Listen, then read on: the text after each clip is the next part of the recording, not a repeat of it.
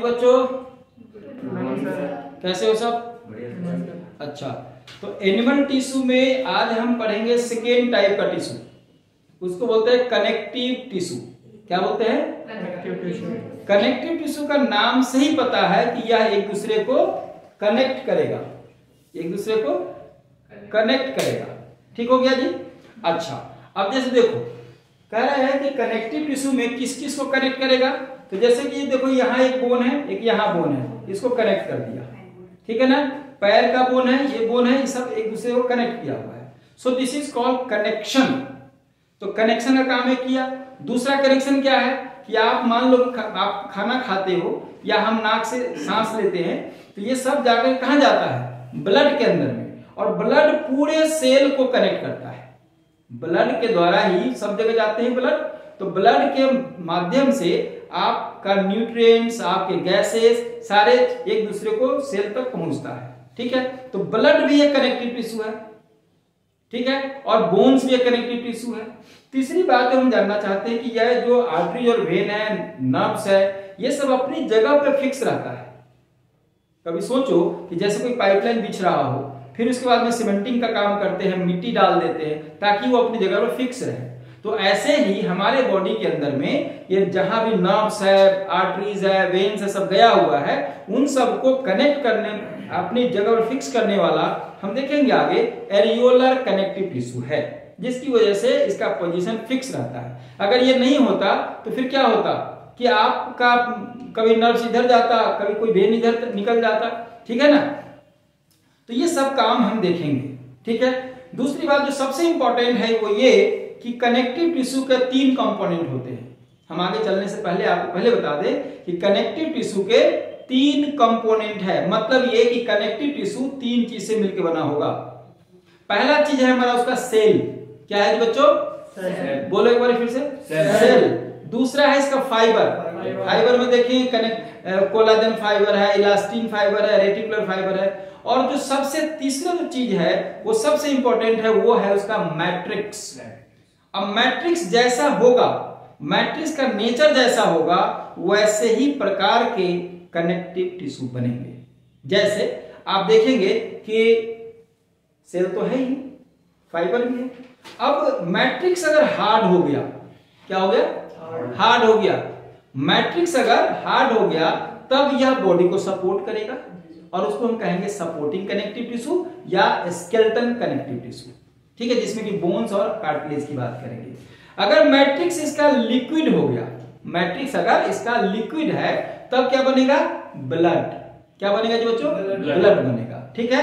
तो हम तमाम जितने भी चीज का, जितने प्रकार के कनेक्टिव टिश्यू है, सबका हम डिस्कशन एक एक करके करेंगे, ठीक है, 1 बाय 1 करके। आपको बता दें, जो लोग हमारा वीडियो देख रहे हैं उनको मैं बताऊं कि हम नीट के ऊपर में रेगुलर रूप में वीडियो डाल रहे हैं। तो आप सब इसको बारी बारी से एक एक करके पूरा कंप्लीट थ्योरी के साथ आपको मिलेगा। तो एक एक करके कॉपी पेन के साथ बैठ जाओ और आराम से नोट्स बनाओ, कहीं कोई दिक्कत नहीं है।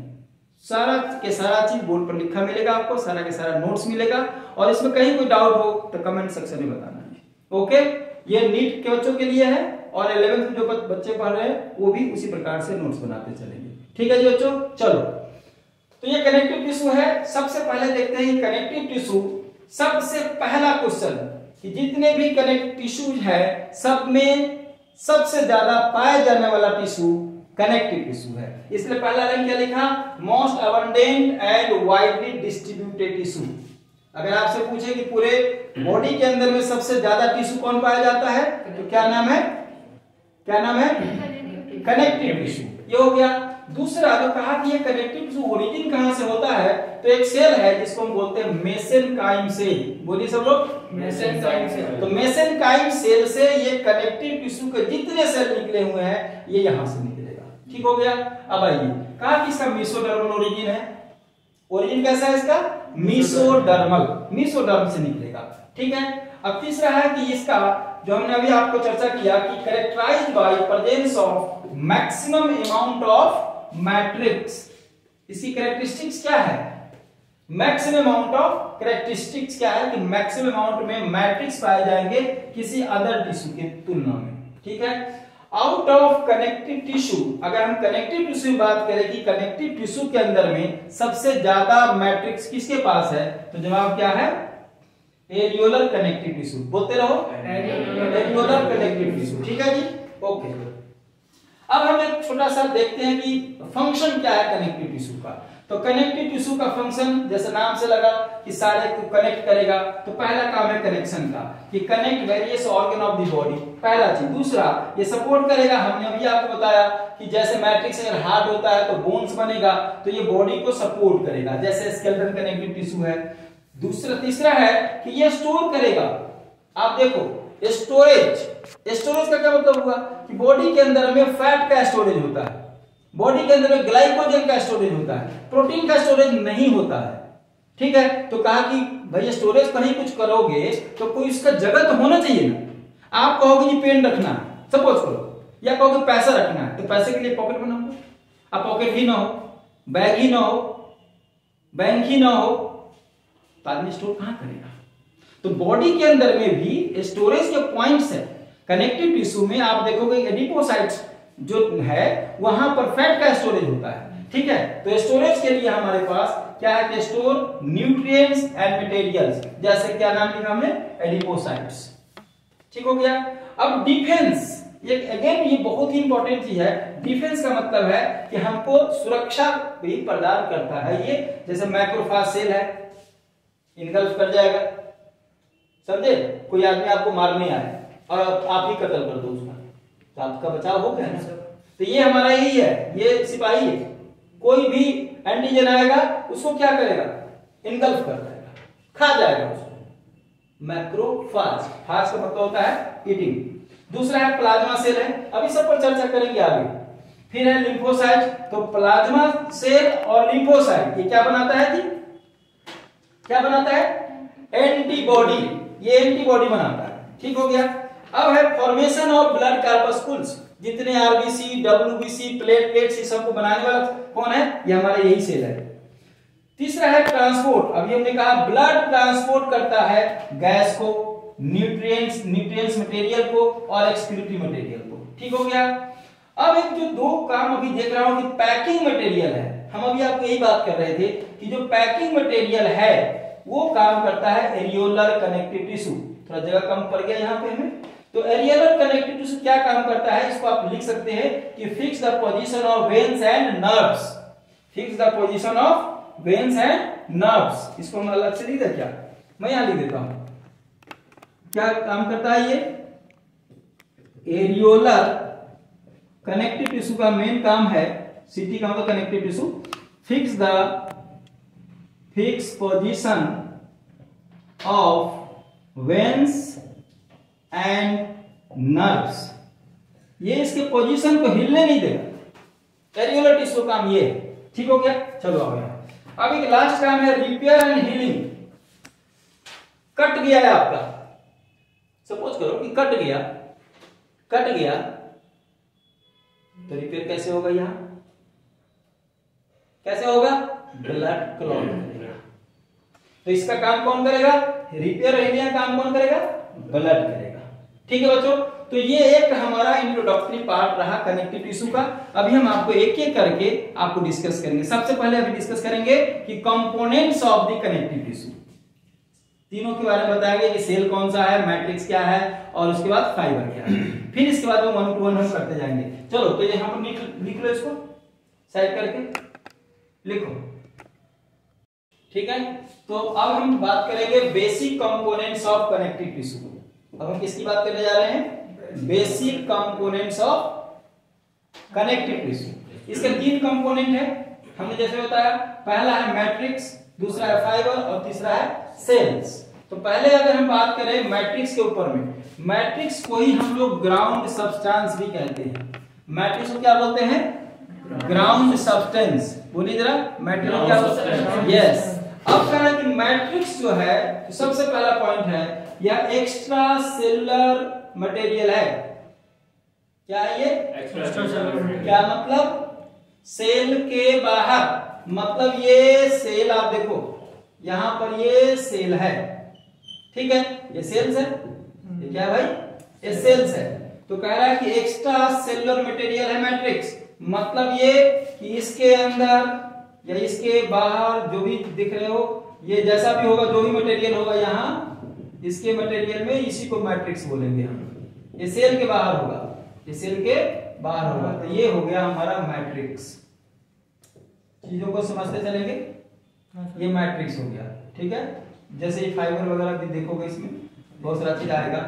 तो ये मैट्रिक्स हो गया सेल के बाहर। और ये सीक्रेट कहां से करेगा? एक सेल है जिसका नाम है फाइब्रोब्लास्ट सेल। तो ये मैट्रिक्स सीक्रेटेड कहां सीक्रेट होगा? बोलो, सीक्रेटेड बाय, सब लोग बोलो, फाइब्रोब्लास्ट। ठीक है जी। चलो अब कह रहा है कि मैट्रिक्स जो है वो किस चीज से बना होगा, मतलब उसके कंपोनेंट क्या है, मैट्रिक्स का क्या घटक है। तो एक तो है प्रोटीन और दूसरा है कार्बोहाइड्रेट। कैसे याद करोगे इसको? कैसे याद करोगे भाई? प्रोटीन मान लो कि राजमा चावल खा रहे हो ना, एक मान लो कि एक प्लेट है तुम्हारे पास, ये एक प्लेट है जिसमें कि राजमा है। ये राजमा क्या हुआ? एक राजमा को बोलते हैं, राजमा में क्या है? दाल है, ये प्रोटीन हो गया जी, हो गया। और ये चावल है, ये क्या है भाई? चावल क्या हो गया? कार्बोहाइड्रेट है ना। तो कैसे याद रखोगे? राजमा चावल। कैसे याद रखोगे? हाँ, भूलने की जरूरत नहीं है। मैट्रिक्स में राजमा चावल है, प्रोटीन और कार्बोहाइड्रेट। क्लियर हो गया। अब कह रहा है कि थोड़ा सा और डिटेल कर ले कि कार्बोहाइड्रेट में कौन सा, तो म्यूकोपॉलीसेकेराइड। क्या नाम है? म्यूकोपॉलीसेकेराइड। और उसमें हाइलुरोनिक एसिड। क्या नाम है? तो आप सब क्वेश्चन बनेगा नीट का, यहाँ बहुत बेहतरीन क्वेश्चन बनेगा कि which of the following carbohydrate is component of matrix of connective tissue, है ना जी। ऐसा बनेगा क्वेश्चन। आप देखिए इंटरेस्टिंग, आपका ये हो सकता है कि कहेगा जी सेलुलोज, ठीक हो गया। दूसरा ग्लाइकोजेन, तीसरा स्टार्च, चौथा हाइलुरोनिक एसिड। Hyaluronic acid. क्या जवाब होगा? सब लोग बोलो। समझ में आ गया? यस, क्वेश्चन ऐसे बनते हैं। ये आप नीट के पॉइंट ऑफ व्यू से यहाँ पर नीट लिख लो, क्वेश्चन लिखो, क्वेश्चन तब समझ में आएगा। ठीक है। अच्छा, अब कह रहा है कि ये तो ये तो हो गया मैट्रिक्स के बारे में कि प्रोटीन और कार्बोहाइड्रेट का बना होगा। ठीक है जी, आप सब लोग लिखते चलो फटाफट। अच्छा, दूसरा कंपोनेंट है वो है फाइबर। ऑल फाइबर्स, ध्यान दीजिएगा, मैं ऑल टर्म का इस्तेमाल कर रहा हूं। All fibres are secreted by fibroblast. Again boss यही है, सबकी सिक्रेशन यहीं से है। तो मैट्रिक्स भी यहीं से बना, फाइबर भी यहीं से बनेगा। ठीक है। अब कह रहा है कि ये स्ट्रक्चरल प्रोटीन बने, ये किसके बने होते हैं? Fibre. Structural protein, structural protein जानते हो? प्रोटीन कई प्रकार के हैं। Contractile protein, contractile protein, actin myosin. अब देखो हंस रहे हैं, उस दिन बता रहे थे हम। तो कहा कि ये मसल्स कॉन्ट्रैक्शन के लिए तो एक्टिन मायोसिन, बॉडी को बनाता ही तो है। बहुत सारे प्रोटीन जो बॉडी को बनाता है, तो कहा जो बॉडी को बनाने वाला प्रोटीन है उसका नाम है भैया स्ट्रक्चरल प्रोटीन। ठीक है। अच्छा, अब कहा ये फाइबर 3 प्रकार के होते हैं, सबको पता है कि white collagen fibre, yellow elastin fibre और रेटिकुलर फाइबर। ये भी व्हाइट है। आपको यहां बताएं कि सबसे जो इंपॉर्टेंट फाइबर है वो है कोलाजन फाइबर। क्यों भाई, क्यों? क्योंकि आप जब नन्हा मुन्ना बच्चा थे तो आपका चेहरा कितना स्मूथ था, है ना जी। एक बच्चे का फोटो लगा लो और एक बुजुर्ग का फोटो लगाओ, पहचान जाओगे? क्यों पहचान जाओगे भाई? क्या अंतर हो गया? एजिंग। क्या अंतर होता है? एजिंग। पता चल जाएगा, हाँ ये फोटो देखने से लग रहा है कि ये 20-25 साल का आदमी का है, हाँ जी ये बच्चे का है, ये बुजुर्ग का है। मतलब एजिंग का जो मेन फैक्टर है वह है आपका कोलाजन फाइबर का डिटोरिएशन होना। यही चेहरे पे डिटोरिएट करता है कोलाजन फाइबर ही है, समझे। तो कोलाजन फाइबर हमें क्या लिख देते हैं यहाँ पर लिखोगे रिलेटेड टू एजिंग बुढ़ापे से संबंधित, उम्र दराज होने से संबंधित जो फाइबर है उसका नाम है कोलाजन फाइबर। क्लियर हो गया।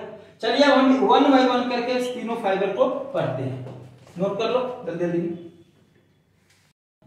ठीक है बच्चों, चलो तो हम अभी बात कर रहे थे कोलाजन फाइबर, इलास्टिन फाइबर और रेटिकुलर फाइबर के बारे में। ठीक है, तो पहला जो डिस्कशन हमारा है वो है कोलाजन फाइबर के बारे में।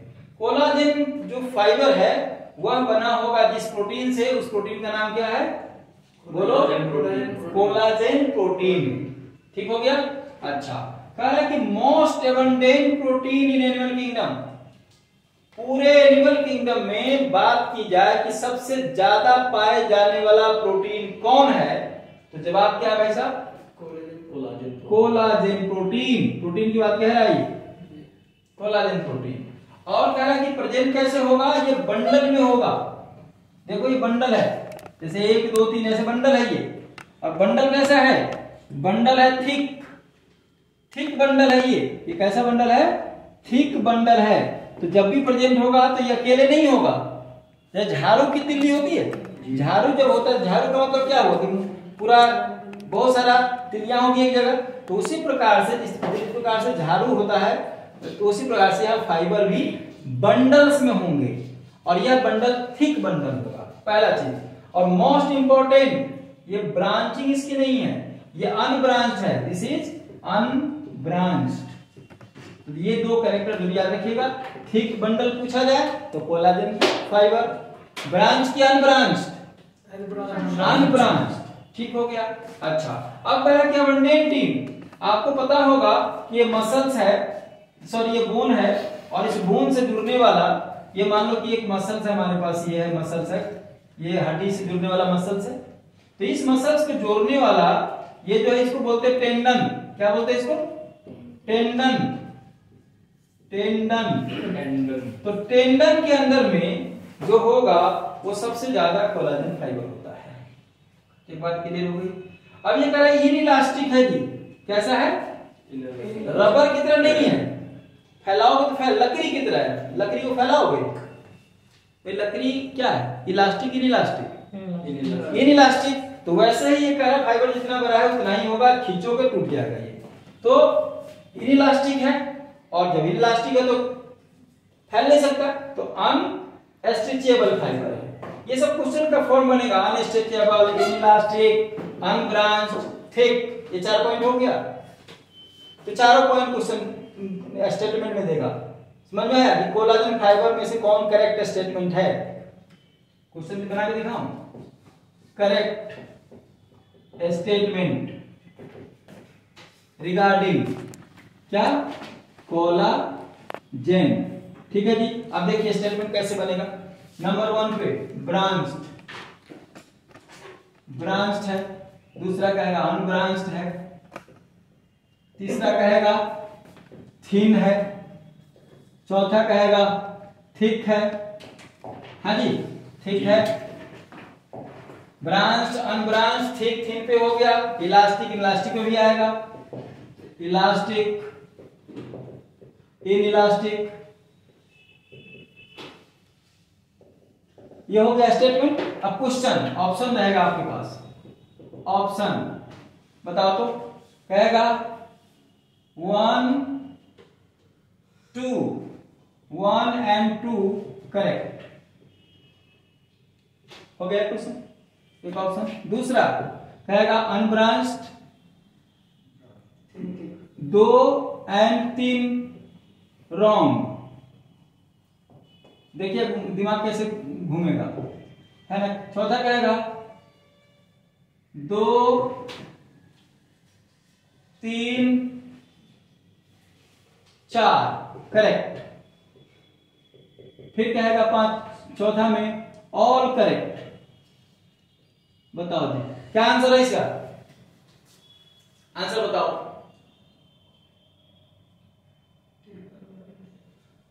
भाई साहब तीसरा पे दूसरा नंबर क्या है, अनब्रांच्ड है ये, एक सही हो गया। अरे दूसरा पे ये है और ठीक हो गया और इनइलास्टिक है। तो हमने क्या करना था, ये तो चौथा है ना, कौन कौन करोगे, 2 4 और एक और ले लो इनइलास्टिक 6 वाला ले लो, 2 4 और 6। तो आंसर ये होगा ना, ये होगा आंसर। और ये इस क्वेश्चन का प्रचलन आजकल ज्यादा है। स्टेटमेंट 4-5 स्टेटमेंट दिया हुआ है, 1 सही है, 1 और 2 सही है, दूसरा गलत है ना ऐसा, इसलिए इसको बारीकी से पढ़ेंगे। तो यह 4 पॉइंट इसके अंदर में हुआ। हमने एक छोटा सा फिगर बनाया। अब कह रहा है कि ये प्रोवाइड क्या करेगा, stiffness and rigidity to the body weight. Boil करेंगे अगर इसको तो ये बन जाएगा जिलेटिन। क्या बनेगा, बॉयल करने से। यह भी एक स्टेटमेंट हो सकता है कि on boiling collagen converts into gelatin, ये भी हो सकता है। ठीक है, collagen protein is associated with ageing, यह भी एक स्टेटमेंट हो सकता है। ठीक है, अब हम एक छोटा सा फिगर देके समझा दिए। भाई देखो ये बंडल ये हो गया थिक और अनब्रांच, एक छोटा सा बंडल ये हुआ और यह जहां से बना दिस सेल। हमने भी सबको बताया था कि कोई भी फाइबर होगा तो कहां से निकलेगा, कहां से बनेगा, बताओ, fibroblast cell secrets collagen fiber. ठीक है जी बच्चों, तो ये बातें हो गई। अब आप इसको नोट कर लो, फिर हम आगे बताते हैं इलास्टिन फाइबर के बारे में। चलो ठीक, तो जो दूसरा हमारा है वो है इलास्टिन फाइबर, इलास्टिक फाइबर। ये बने होते हैं इलास्टिन प्रोटीन के और इनका कलर कैसा होगा, येलो कलर, और ये प्रेजेंट होंगे थिक बंडल में लेकिन ब्रांच होगा। यहाँ एक डिफरेंट बात। चलो, तो कनेक्टिव टिश्यू में जो हम कल बात कर रहे थे अभी कि जो फाइबर था और मैट्रिक्स था, ये 2 कंपोनेंट हमने डिस्कस कर लिया था। अब तीसरा जो कंपोनेंट है वो है कनेक्टिव टिश्यू का सेल। ठीक है, तो जितने प्रकार के सेल है उसका डिस्कशन हम करने जा रहे हैं। ठीक है, पहला जो सेल है हमारे पास वो है फाइब्रोब्लास्ट सेल। पहला चीज हम आपको बताएं, पहले ही बताए थे कि जितने भी कनेक्टिव टिश्यू के जो सेल हैं उन सब का ओरिजिन, वो सब जो बनते हैं वह बनते हैं मेसेनकाइम सेल से।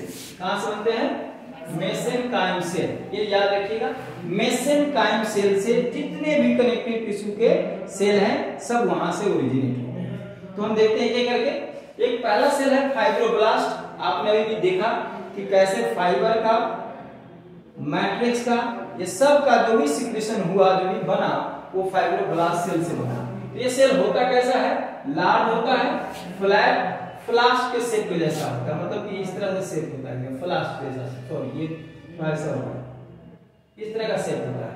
ठीक है, तो ये क्या क्या सिग्निफिक करता है, मैट्रिक्स एंड फाइबर, पता है आपको। कह रहा है कि ये found in all connective tissues है, लेकिन एक सेल भी नहीं होगा, वो क्या है, ब्लड। ब्लड के अंदर में ये नहीं होगा। ठीक हो गया। कह रहा है दूसरा जो सेल है एडिपोसाइट सेल, इसी का दूसरा नाम है lipocyte, fat cell, adipose cell, ये सब इसी का नाम है। ठीक है, ये present in adipose connective tissue और ये कहां पाए जाएंगे, signal ring cell. Signal ring cell ऐसा होता है, ये फैटोस्टेरोइड सेल में पाए जाएंगे। तो तीसरा सेल है वो है प्लाज्मा सेल या प्लाज्मेटोसाइट या कार्ट व्हील सेल। ये क्वेश्चन पूछा हुआ है कि कार्ट व्हील सेल किसको बोलते हैं, तो नाम है प्लाज्मा सेल। ये पियर शेप का है और असल में ये मॉडिफाइड बी लिम्फोसाइट है। किसका मॉडिफिकेशन है, बी लिम्फोसाइट का मॉडिफिकेशन है ये। ठीक है जी, क्यों, ये बी लिम्फोसाइट का क्या मतलब, ये एंटीबॉडी का प्रोडक्शन करता है, प्लाज्मा सेल भी करता है, लिम्फोसाइट भी करता है, इसलिए लिम्फोसाइट का ये एनालोगस है। तो चौथा सेल है वो है mast cell, very very important cell of connective tissue. ये मास्टोसाइट भी बोलते हैं इसको, और ये ओवल शेप का होता है, मतलब अंडे जैसा ऐसा शेप का होता है ये देखने में। ठीक है, और स्फेरिकल न्यूक्लियस है इसका, न्यूक्लियस कैसा है, स्फेरिकल है, स्फेरिकल स्फीयर जैसा है। ठीक है, ये स्फेरिकल न्यूक्लियस है।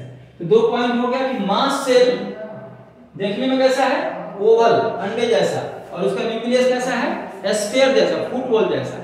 ठीक है जी। अब ये कह रहे 3 प्रकार के केमिकल ये सिक्रेट करते हैं। आप देखेंगे पहला है सेरोटोनिन, सॉरी हिस्टामाइन, सेरोटोनिन और हेपेरिन। जो हिस्टामाइन है ये वैसोडाइलेटर है। वैसोडाइलेटर का मतलब हुआ कि ये ब्लड वेसल्स है और इसको ये फैला देगा, ब्लड वेसल्स को फैला देगा। ये कब फैलाएगा? जब कोई एलर्जिक रिएक्शंस हो जाए, समझे, या इन्फ्लामेशन हो जाए। तो मास्ट सेल ये था और फैला देगा, ब्लड की ज्यादा जरूरत है तो यहाँ पर ब्लड फैल जाएगा। ठीक है, अब कहा कि यहाँ पर ब्लड प्रेशर कम था तो ज्यादा था, अब ये ब्लड यहाँ ऐसे पाइप, मान लो क्या है, पतला सा पाइप है, अब पतला सा पाइप अगर ये फैल जाएगा तो क्या हो जाएगा, उसमें जो फ्लोइंग चीज है उसका प्रेशर घट जाएगा, तो मतलब इसका ब्लड प्रेशर यहाँ पे कम हो जाएगा। ठीक है, और ये मेडिएट करता है एलर्जिक रिएक्शन और इन्फ्लामेशन। ठीक है, तो इन्फ्लामेशन और एलर्जिक रिएक्शंस के लिए हिस्टामाइन का क्या रोल है? मास्ट सेल का क्या रोल है? मास्ट सेल हिस्टामाइन को रिलीज कराएगा। अगर ऐसा वहां पर ऐसा है कि कुछ गड़बड़ एलर्जी रिएक्शन हो गया है तो वहां पर आप जाकर के डायलेट कर दीजिए, समझे ना, तो फैला देगा, स्ट्रेस कम हो जाएगा। समझे? तो एक बात है ये है हिस्टामाइन। दूसरा है सेरोटोनिन, ये वैसोकंस्ट्रिक्टर है, ये फैले हुए चीज को कंस्ट्रिक्ट करा देगा, ब्लड प्रेशर को बढ़ाएगा, तो ये ब्लड प्रेशर को बढ़ाएगा, ये सेरोटोनिन वैसोकंस्ट्रिक्टर का काम करेगा। हेपेरिन सबको पता है, अगर हम आपसे क्वेश्चन पूछे कि हमारे बॉडी के अंदर जो ब्लड है वह क्लॉट नहीं करता है, सवाल क्यों नहीं करता? पता है आपको? ब्लड जो है हमारे बॉडी में कभी क्लॉट कर ही नहीं सकता, कर जाएगा तो भैया चारों तरफ ब्लड घूम रहा है, सर्कुलेशन है ये, ब्लड नीचे से ऊपर आएगा, हार्ट में आएगा, फिर लंग्स में जाएगा, फिर प्यूरिफाई होकर के पूरा ब्लड जाएगा, तो ब्लड कभी भी क्लॉट बॉडी के अंदर में नहीं कर सकता, करेगा तो आदमी मर जाएगा। समझे? जैसे कोई नाली फ्लो कर रहा है, तो फ्लो कर रहा है तो उसमें जितना भी जा रहा है, अब मान लो कहीं पर कहीं ब्लॉकेज हो जाए, क्लॉट कर गया मतलब ब्लॉकेज हो जाएगा, तो रुक जाएगा, तो रुकेगा तो सर्कुलेशन डिस्टर्ब होगा, सर्कुलेशन डिस्टर्ब होगा, ऑक्सीजन आप लेके जा रहे हैं, सेल को नहीं मिलेगा, मर जाएगा। न्यूट्रिएंट्स लेके जा रहे हैं, न्यूट्रिएंट्स नहीं मिलेगा सेल को, तो क्या होगा, सेल वीक हो जाएगा, न्यूट्रिएंट्स नहीं मिल रहा है, भूखा मर जाएगा। तो कह रहा है कि ब्लड जो हमारे बॉडी के अंदर में है, जो आर्टरी और वेन में फ्लो कर रहा है, वो क्लॉट इसलिए नहीं करता क्योंकि हमारे कनेक्टिव टिश्यू में के पास एक मास्ट सेल है और वह मास्ट सेल हेपेरिन सिक्रेट करता रहता है। हम आपको ब्लड क्लॉटिंग के 12 फैक्टर बताएंगे कि क्या क्या फैक्टर है, लेकिन जैसे ये ऑक्सीजन के कांटेक्ट में आएगा बाहर वाले ऑक्सीजन के, वैसे ही ये क्लॉट हो जाएगा। ये बड़ा मैकेनिज्म है, इस पर हम डिस्कस करेंगे इसी चैप्टर में आगे, जब हम फ्लूइड कनेक्टिव टिश्यू डिस्कस करेंगे तो ब्लड के कंपोनेंट्स के बाद ब्लड का हम क्लॉटिंग में डिस्कस करेंगे। यहां बता रहे हैं कि ब्लड बॉडी के अंदर में क्लॉट क्यों नहीं करता, क्योंकि मास्ट सेल से सिक्रेट करता है हेपेरिन। ठीक है, ठीक है ना जी, ओके चलो। तो हेपेरिन एंटीकोगुलेंट का काम करेगा, ये ब्लड वेसल्स है, blood vessel, blood do not clot in the blood vessels. ठीक है, अब आपको यहां पर एक क्वेश्चन हम बताते हैं, कहता है कि जो हिस्टामाइन है और सेरोटोनिन है, तो हिस्टामाइन डायलेटर है और सेरोटोनिन कंस्ट्रिक्टर है, मतलब यह एक दूसरे के अपोजिट काम करता है। एक ब्लड वेसल्स को फैला देता है, डायलेट करता है हिस्टामाइन, और एक कंस्ट्रिक्ट करता है, मतलब यह एक दूसरे के अपोजिट काम करता है। तो एक क्वेश्चन पूछा जाएगा कि मास्ट सेल का कौन सा जो सिक्रीशन है, केमिकल है, जो एक दूसरे के अपोजिट काम करते हैं, तो जवाब है हिस्टामाइन एंड सेरोटोनिन। ये है एंटागोनिस्टिक। एंटागोनिस्टिक का मतलब जो अपोजिट काम करता है, अपोजिट फंक्शन, जिसका अपोजिट फंक्शन उसको एंटागोनिस्टिक है। कौन कौन है? Histamine and serotonin. ठीक है, अब नीट का क्वेश्चन यही से बनेगा कि which of the following pair acts as antagonistic, या ऐसा कहेगा कि एंटागोनिस्टिक पेयर इसमें कौन है, क्या कहेगा, antagonistic pair, choose antagonistic pair, है ना। तो देखो इसको, यहां पर हिस्टामाइन एंड हेपेरिन एक पेयर हो गया, दूसरा पॉइंट हेपेरिन एंड उसका नाम क्या है, सेरोटोनिन। सेरोटोनिन, इसको अलग से लिख लेना क्वेश्चन, ठीक है, इसको रख दो यहां। अब हिस्टामाइन एंड सेरोटोनिन। चौथा देखो ऑल, सारे पेयर एंटागोनिस्टिक नहीं है, ये एंटागोनिस्टिक। समझ में? ऐसे क्वेश्चन पूछे जाएंगे आपसे। अब हम कुछ आपको और इंफॉर्मेशन देते हैं कि जो कुछ नोट करके कि हेपेरिन जो सिक्रीट होता है वो मांस से तो सिक्रीट होता ही होता है।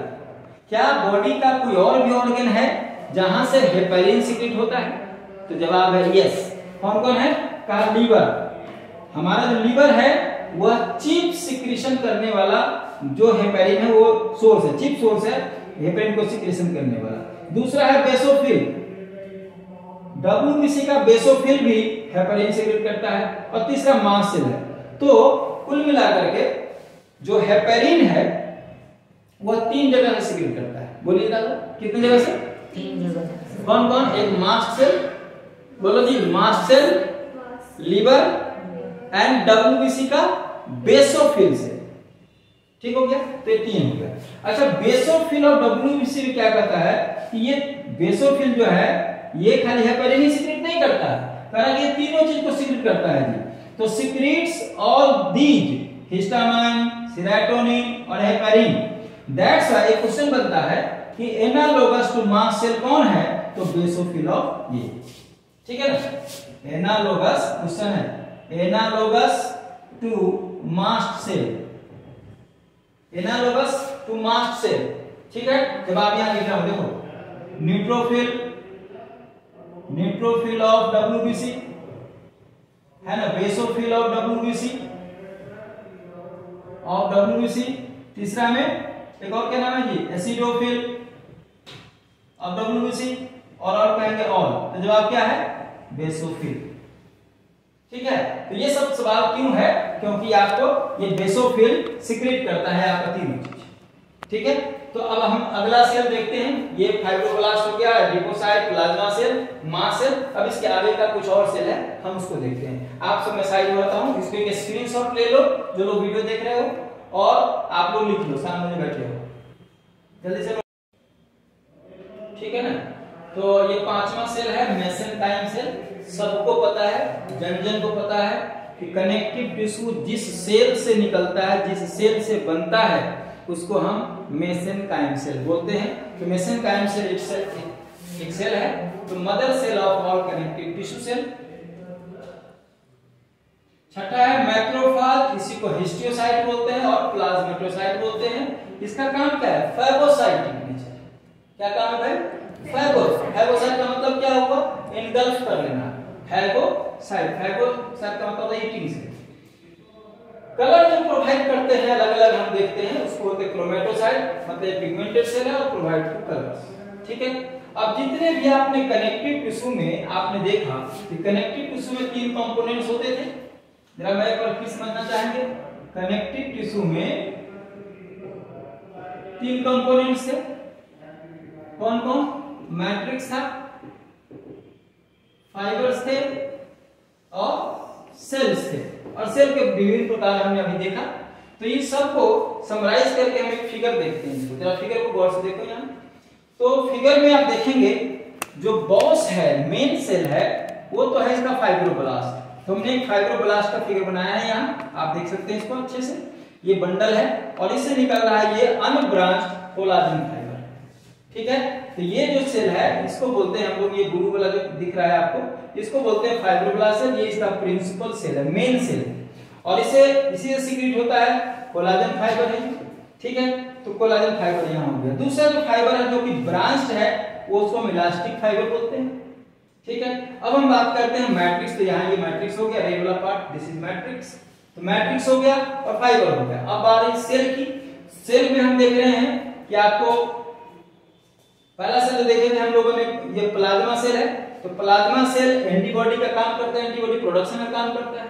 मास्ट सेल है, हिस्टामाइन, सेरोटोनिन और हेपेरिन का सिक्रेशन कर रहा था, देखा हमने अभी। इसके बाद आपने देखा कि एडिपोसाइट फैट सेल है, जो कि फैट स्टोरिंग सेल है।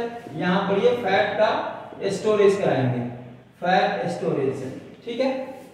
लास्ट में मैक्रोफाज के बारे में और हिस्टियोसाइट के बारे में देखा, जो कि फैगोसाइटिक नेचर का है। ठीक है? So this is all about the components of connective tissue. Components में पहला देखा था हमने मैट्रिक्स, फिर देखा था फाइबर, फिर देखा सेल।